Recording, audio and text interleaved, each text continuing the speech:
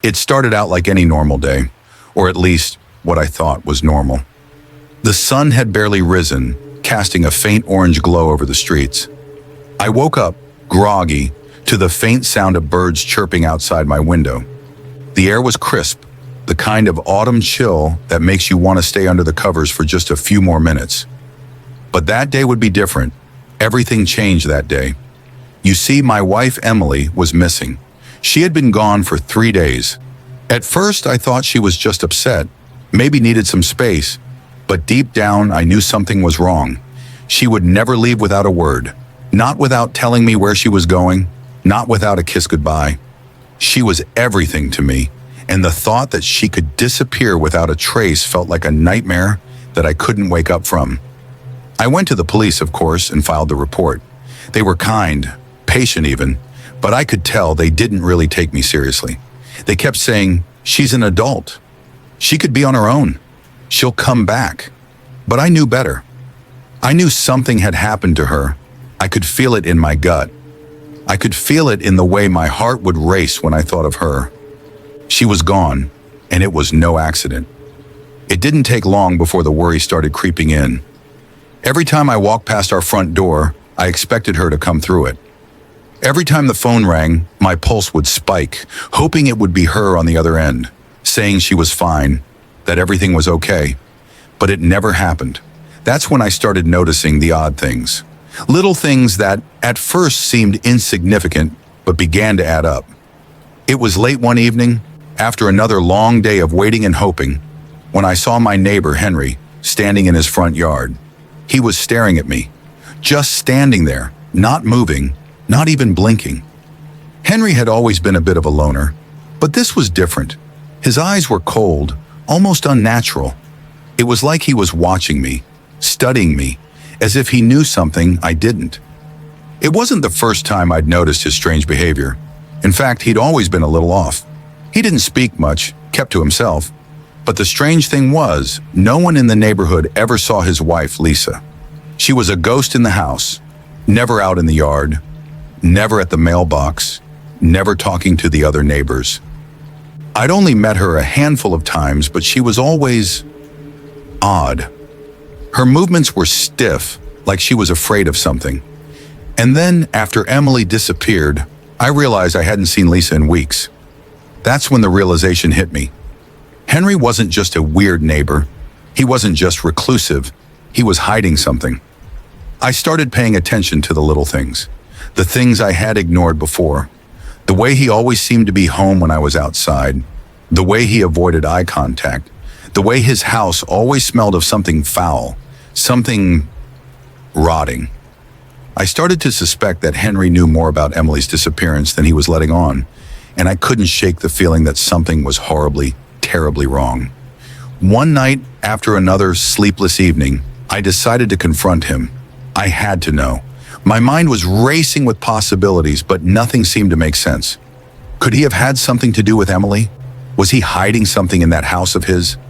I didn't know what I expected to find, but I couldn't just sit there anymore. I walked over to his front door, my heart pounding in my chest. My breath came in shallow bursts, and my palms were sweaty. I knocked. Nothing. I knocked again, louder this time. Still nothing. My fear began to turn into anger. I was losing my mind. How could he just stand there and do nothing while my wife was gone? My Emily was gone, and he was the only one who could help me understand where she went. Just as I was about to turn and leave, the door creaked open. Slowly. Too slowly. Henry stood there in the doorway, his eyes still cold. But this time, there was something else behind them. Something darker. He didn't say anything at first. He just stared at me. And that's when I realized. He was waiting for me to speak, to ask. "What happened to Emily?" I said, barely able to get the words out. The silence between us grew thick, suffocating. Henry didn't flinch. He didn't blink. He just stood there. And then with a voice so low, so soft I almost didn't hear it, he whispered, "You shouldn't have come." That was it. That was all he said before the door slammed shut in my face. But it wasn't the end. It was just the beginning. I couldn't sleep that night. I sat in the living room, staring at the empty space where Emily's things used to be. Her coat, her shoes, her books, all gone. The room felt colder, emptier, every passing minute. I could still smell the faint scent of her perfume, lingering in the air, but it wasn't enough to calm the storm of thoughts that raged inside my mind. I had to know what Henry knew. I couldn't stop thinking about the way he'd looked at me, his eyes, that eerie, unblinking stare. There was something deeply unsettling about him, something that went beyond just being a quiet neighbor. It was like he was hiding something monstrous. I had to get to the bottom of it. The next day, I decided I was going to confront him again. But this time, I wouldn't just knock on his door. I would take a different approach. I had to be careful. There was something in his eyes, something in the way he had looked at me when he said, "You shouldn't have come," that told me he wasn't going to let me dig too deep into his life without consequences. I waited until dusk. The sun was setting, casting long shadows across the street. The neighborhood was quiet, the kind of quiet that felt unnatural. The wind had picked up, rustling the leaves in the trees, but there was no sound from Henry's house. No creak of a door opening, no lights flickering in the windows. It was like he was holding his breath, waiting. I walked over to his house again, but this time I had a plan. I knew there was a small gate in the back of his yard that led into the woods. I'd seen it once or twice when I walked past, but I'd never paid much attention to it. It seemed like the perfect way in, and this time I wasn't going to knock on his door. I was going to find the truth, even if it meant breaking in. I approached the gate cautiously, heart hammering in my chest. I wasn't sure what I was expecting to find, but I knew I had to try. The gate creaked as I pushed it open, and I froze, listening for any sign of movement. Nothing. It was too quiet, too still. I took a deep breath and slipped through into his backyard. The trees were thick here, casting dark shadows across the yard, and the faint smell of something foul seemed to hang in the air. It wasn't the smell of garbage or something rotting in the trash. It was something else, something metallic and sharp. My skin crawled as I stepped forward, my eyes scanning the dark house for any signs of movement. I crept around the side of his house, trying to stay as quiet as possible. The back door was locked, but I wasn't about to let that stop me.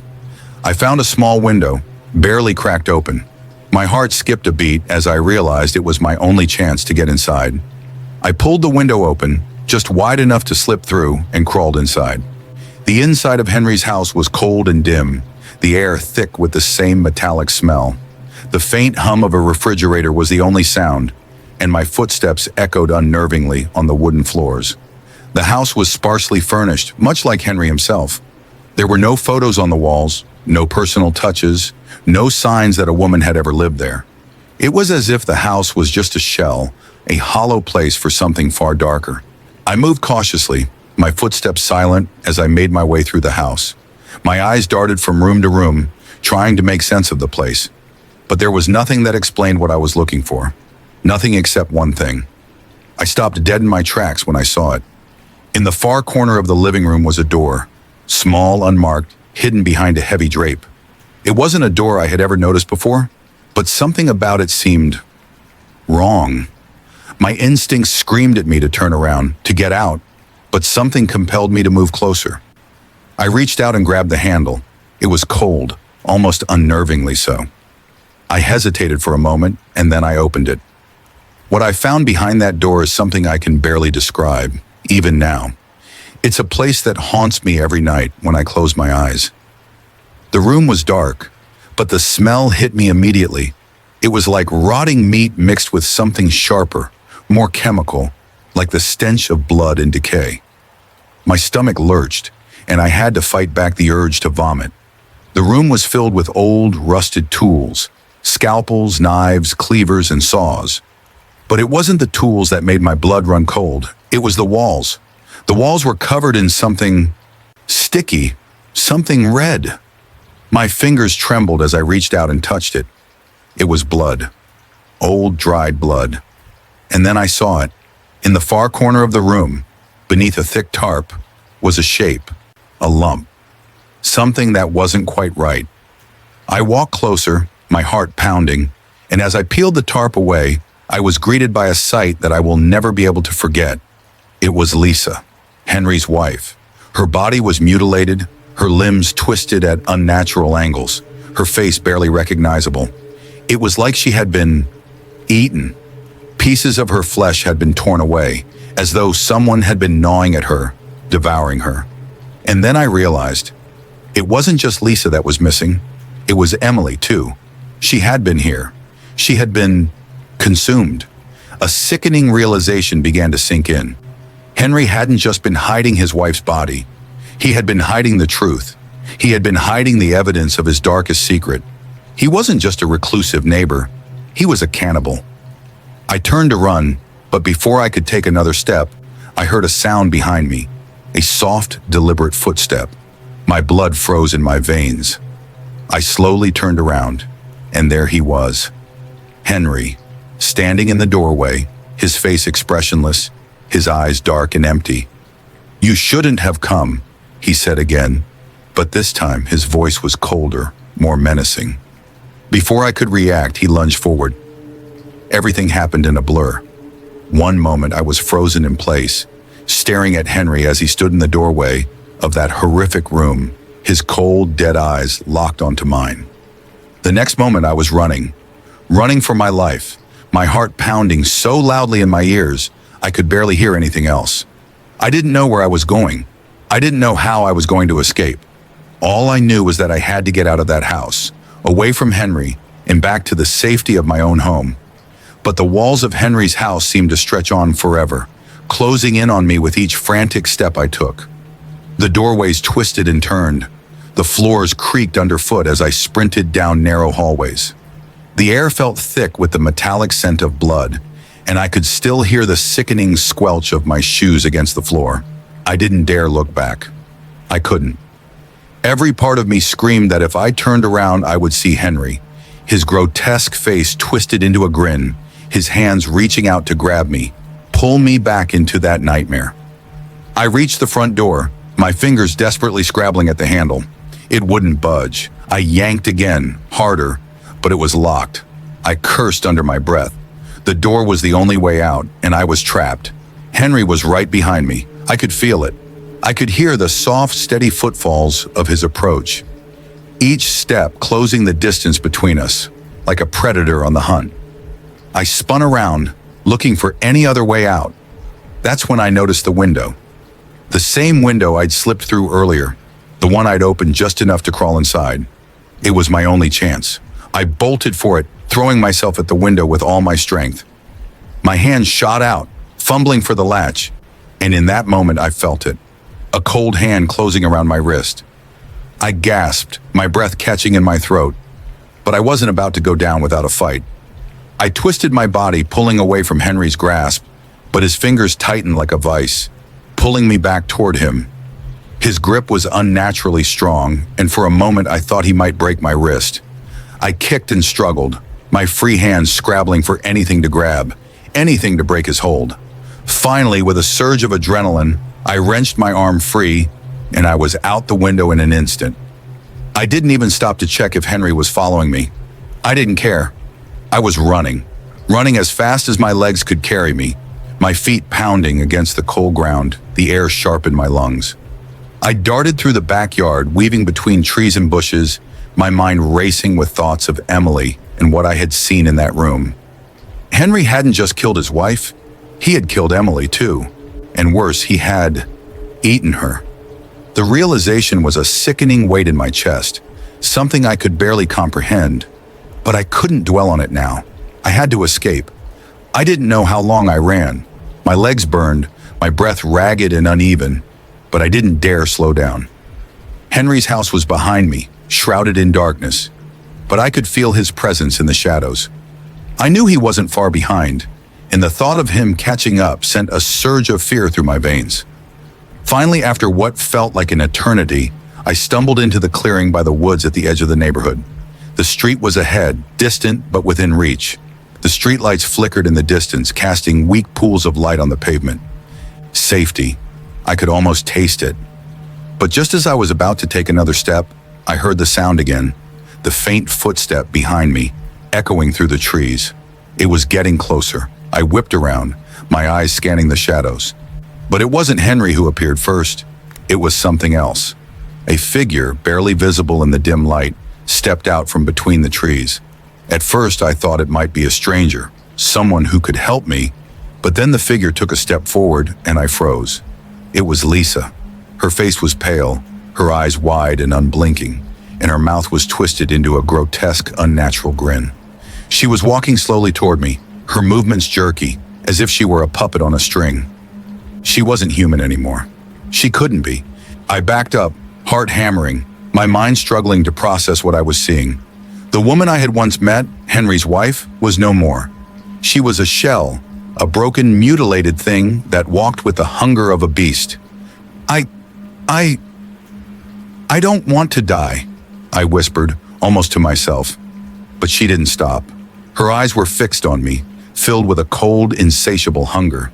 She was coming for me, and I didn't know how to stop her. Just as I was about to turn and run again, I heard Henry's voice from behind me. It was quiet at first, but then it grew louder, more insistent. "You shouldn't have come," he said, his voice a low rasp. I turned and there he was, Henry, taller than I remembered, darker, somehow more monstrous. His eyes gleamed with a sick, twisted satisfaction, and I realized that he wasn't just a cannibal. He was something worse. He had taken Emily, and now he was coming for me. Before I could make another move, I felt something sharp dig into my side, a searing pain that made me gasp and stumble forward. I looked down. Lisa had reached me, her cold fingers sinking into my flesh, her nails sharp like claws. It wasn't just Henry who was hunting me. They both were. I screamed, the terror and pain rising in my throat, but it was no use. Henry was closer now, and I could see the hunger in his eyes, the same hunger that had driven him to murder, to devour. I was next. There was no escaping. I had made a terrible mistake. Pain shot through my side like lightning. Lisa's grip was unrelenting, her fingers clawing into my skin with a strength that didn't belong to someone who had been dead for weeks. Her eyes, those glassy, lifeless eyes, were fixed on me, unblinking, as if she was savoring my fear. The sickening grin on her face only grew wider, impossibly wide, like it was stretching to consume my very soul. I tried to shake her off, to scream, but the words stuck in my throat, choked by the terror clawing at my chest. My heart hammered in my ears and every breath felt harder to take. Henry was getting closer. I could hear his footsteps now, slow and deliberate, the weight of his presence growing heavier with every passing second. "You're so much like her," Henry's voice called from behind me, breaking the silence. I didn't dare turn to look at him. "You think you can escape. You think you can run, but you won't. You never will." I felt Lisa's fingers dig deeper, and the pain was unbearable. But it wasn't just the physical agony. It was the horror of knowing what they had done to Emily, what they had turned into. They weren't human anymore. They were predators, monsters, and I was the prey. I had to get away. There was no choice. I couldn't let them drag me back to that house, to that room, to whatever horrible fate awaited me there. I gathered every ounce of strength I had left, and I fought back. With a cry of desperation, I twisted in her grip, kicking out with my legs. I managed to break free from her hands, stumbling back a few steps, my breath coming in ragged gasps.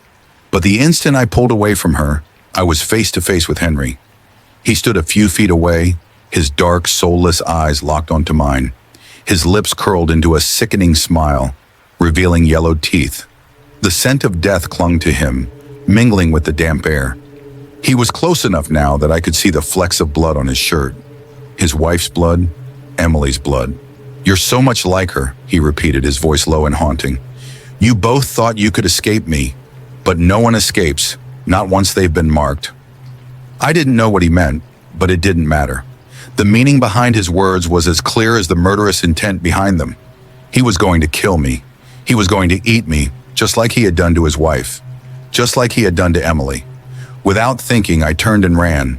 The woods around me seemed to close in, the shadows swallowing me whole as I sprinted through the underbrush, my feet tangling in roots and branches. My side throbbed with pain, but the fear pushing me forward drowned out everything else. I couldn't let them catch me. I had to survive. I had to escape. I could hear them behind me, footsteps following in the distance. Henry's low chuckle echoed through the trees, sending a chill down my spine. I glanced back just for a moment and saw them both. Lisa, stumbling after me with an unnatural gait, her arms outstretched, and Henry, moving with eerie grace, his eyes glinting with that same hunger. I pushed myself harder, my legs screaming in protest, my breath coming in ragged gasps. But the path seemed endless. I was running in circles, the trees and underbrush blurring together, the sounds of pursuit growing closer with every step. And then I saw it. A faint light flickered in the distance, breaking through the dark woods like a beacon of hope. It was the street, my street. I had made it back to the neighborhood. The houses were just ahead, bathed in the faint glow of street lamps. I was so close to safety, I could taste it. But my relief was short-lived. As I neared the edge of the trees, I heard the unmistakable sound of footsteps. Louder now, faster. I glanced back in horror and saw Henry and Lisa closing in on me, their pace quickening as they closed the gap between us. I wasn't going to make it. My heart sank as I realized there was nowhere to run. The trees had been my only cover, and now they were behind me. I was exposed. There was no escape. But then, as if fate itself had intervened, I heard something else. A car engine. It wasn't far off, but the sound of the engine was growing louder, closer. Someone was driving down the street. Someone could help me. Maybe I wasn't doomed after all. With a burst of desperate energy, I stumbled forward, my legs shaking with exhaustion. The car appeared through the trees, headlights cutting through the darkness. I didn't wait. I ran straight toward the street, my eyes focused on the vehicle, praying that whoever was driving would stop, would help me. But just as I was about to reach the pavement, I felt it again. The cold hand, the unrelenting grip. Lisa's fingers dug into my shoulder, spinning me around to face her. I screamed, but it was no use. Her strength was too much. I kicked at her, struggling to free myself, but the car had stopped. The headlights were blinding and the engine was idling. But the driver didn't move. They didn't get out. They didn't even call for help. Something was wrong. I looked back at the car and my blood ran cold. It wasn't just a random passerby. The driver wasn't someone I recognized. It was Henry. He'd planned this. He'd orchestrated it all. The car had been part of his trap. He wasn't trying to help me escape. He was bringing me closer to my doom. Before I could react, Henry stepped out of the car, his smile growing wider, more twisted. "Welcome home," he whispered, his voice laced with malice. I was no longer running from him. I was running toward him, but I wasn't going to die without a fight. The world felt like it was closing in on me. Henry's figure loomed ahead, casting a dark shadow across the street. I was trapped in the middle, with nowhere to run. The car's headlights, still blinding, bathed me in a harsh, unforgiving light, while the sickly yellow glow from the street lamps behind me flickered like the final pulse of a dying heart. My body was on fire with exhaustion, but I had no choice but to keep moving, keep fighting. Lisa was still clinging to my shoulder, her dead eyes locked onto me with that empty, predatory gaze. I managed to wrench myself free from her grip with a grunt, stumbling backward into the street, my chest heaving as I tried to make sense of the nightmare surrounding me. "Get in the car," Henry said, his voice low and soothing, like he was speaking to a child. "You've made it this far. You should be proud of yourself. You're almost home." His words were venomous, coated with that false sweetness that sent a shiver down my spine. He wasn't offering me safety. He was giving me one last option before the end. And I knew it was a lie. His eyes told me everything I needed to know. He wanted to see me broken. He wanted to savor every moment of my fear, to drag me into the depths of whatever hell he had created for himself. "No." The word came out hoarse, almost a whisper, but it was a refusal. I wasn't going to fall for it. I wasn't going to give in.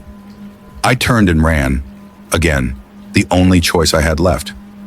My legs were shaking beneath me, my body screaming for rest. But the terror of what awaited me if I stopped pushed me onward. My breaths were ragged, my heart pounding as I sprinted down the street, desperate to put as much distance between me and them as possible. But I didn't get far. Before I even made it to the next block, I felt the sharp sting of something cold against my skin. It was a hand, a dead hand, gripping my ankle. Lisa. She had caught me again. I screamed, kicking out with all my strength, but it was no use. She wasn't human anymore. There was no strength, no power that could break free from the grip of a thing that wasn't alive. I twisted in panic, trying to free myself, but Henry was already there, standing over me, his face twisted into an expression of dark amusement. "You should have listened," he said, bending down slowly. "This could have been easier for you. But you've made it hard on yourself, haven't you?" I kicked out again, but Henry wasn't trying to stop me from running anymore. He was toying with me, like a cat playing with its prey. "Henry!" I shouted, my voice breaking, desperation creeping into every syllable. "Please, please, don't do this. I'll give you whatever you want. I'll leave. I'll never come back. Just let me go." He tilted his head, studying me as though I were something interesting in a laboratory. "You really think I want money? Or your pathetic little life? Number, I've tasted something far more precious than anything you could offer me." His smile widened, and for a moment, he looked truly monstrous. "You're not the first one," he continued, his voice filled with that chilling calm. "You won't be the last. Emily wasn't the first. And Lisa..." He glanced at the lifeless woman holding my ankle. She was willing to make the ultimate sacrifice. She knew what she had to do to be part of this. He ran a hand through his hair, his eyes never leaving mine. "You could have been like her. You could have joined us. But now, well, you'll just be another memory."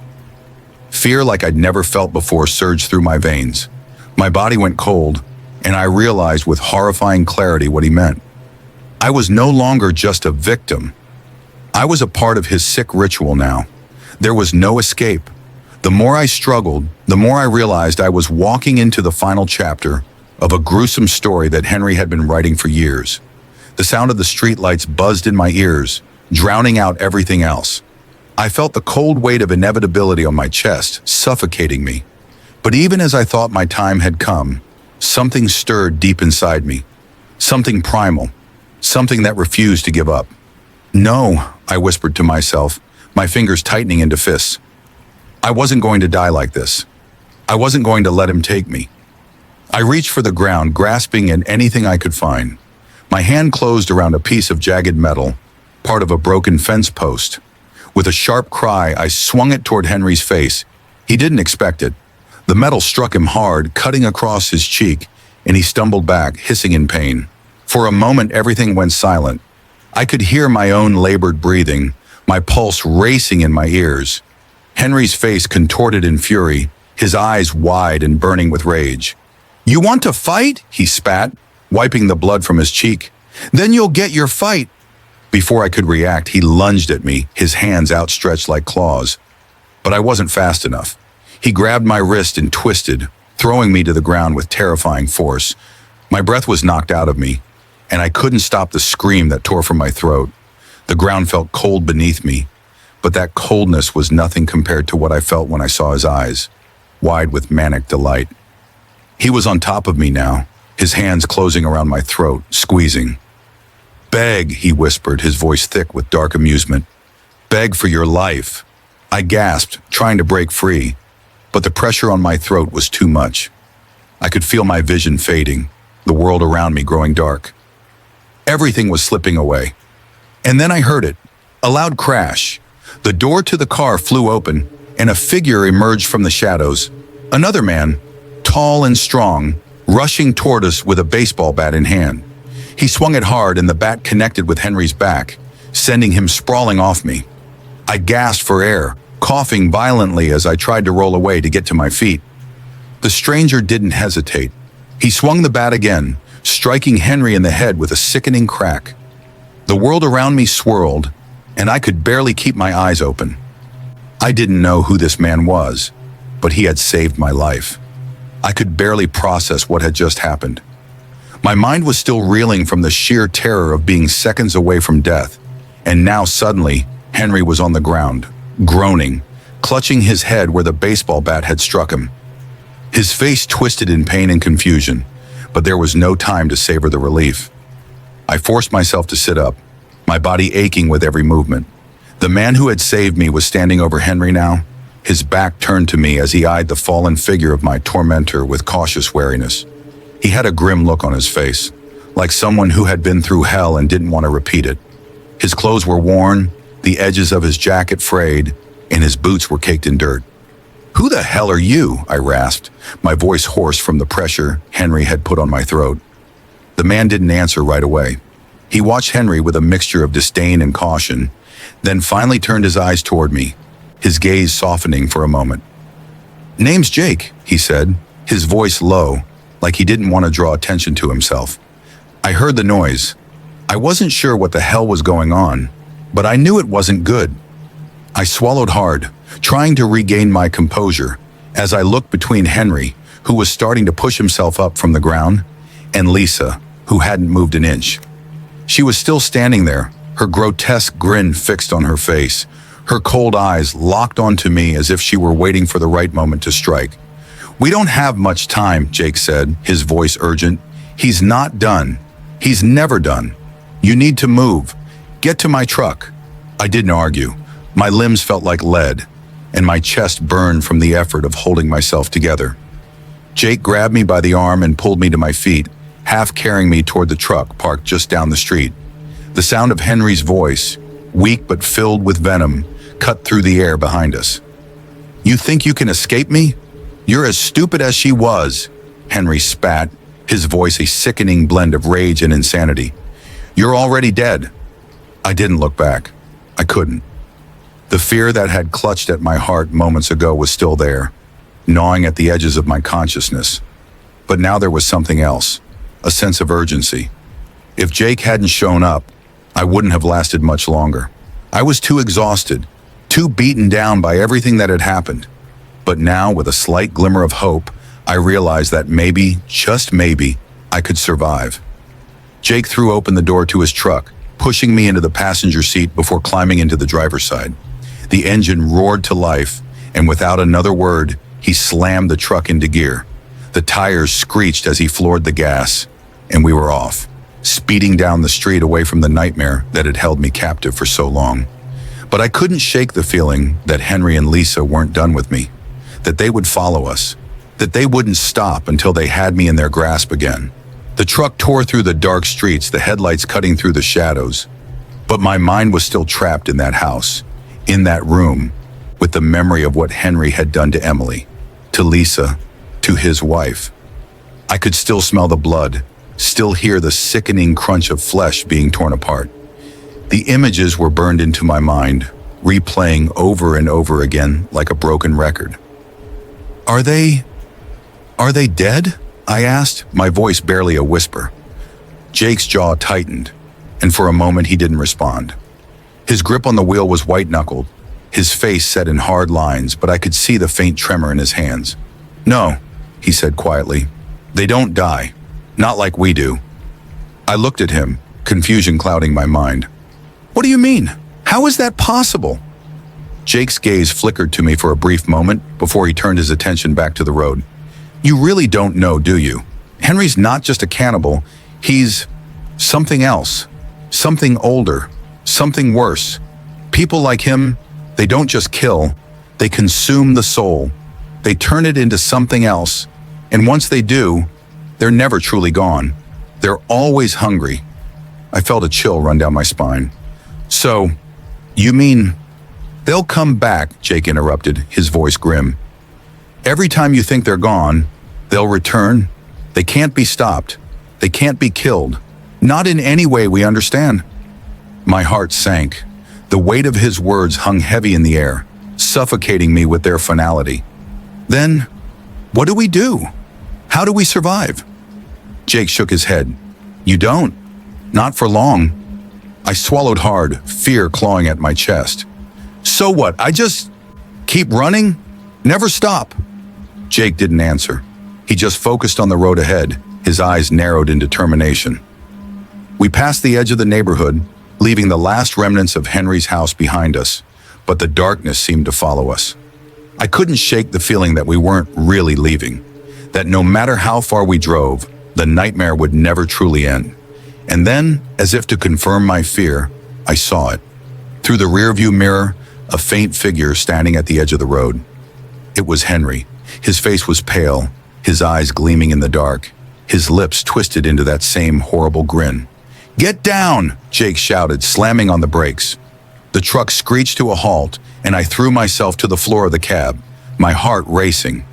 I heard Jake curse under his breath, and I could feel the truck start to shift, almost as if something was pulling at it, trying to drag us back. Henry was still there, just standing, watching, waiting. "He's here," I whispered in horror. "He's not stopping. He's never gonna stop." Jake slammed his foot on the gas, and we lurched forward, the truck racing down the dark road. But I knew, deep down I knew, Henry wasn't chasing us anymore. He didn't need to. We were already lost.